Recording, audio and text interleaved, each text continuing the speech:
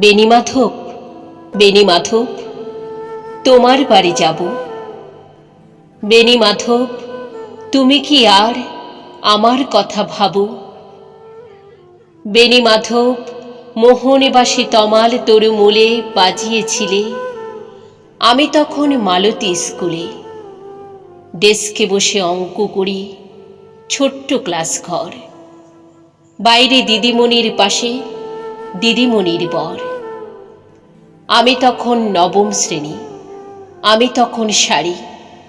আলাপ হলো বেণীমাধব সুলেখাদের বাড়ি।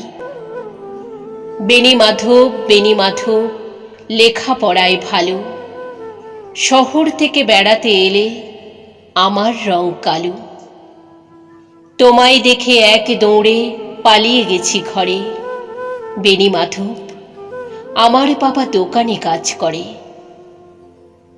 কুঞ্জে অলি গুঞ্জে তবু ফুটেছে মঞ্জরি, সন্ধেবেলা পড়তে বসে অঙ্কে ভুল করি। আমি তখন নবম শ্রেণী, আমি তখন 16, ব্রিজের ধারে বেণীমাধব লুকিয়ে দেখা হলো।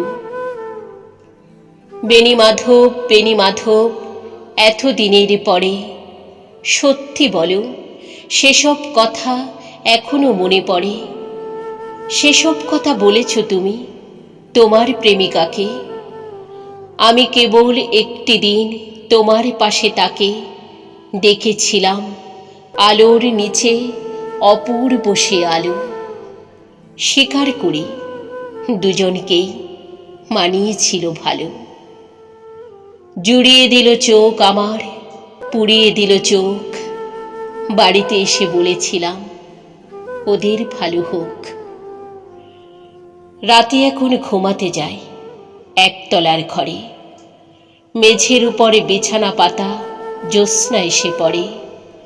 আমার পরে জীবন ছিল চোরা পথের বাঁকে মিলিয়ে গেছে, জানি না আজ কার সঙ্গে থাকে।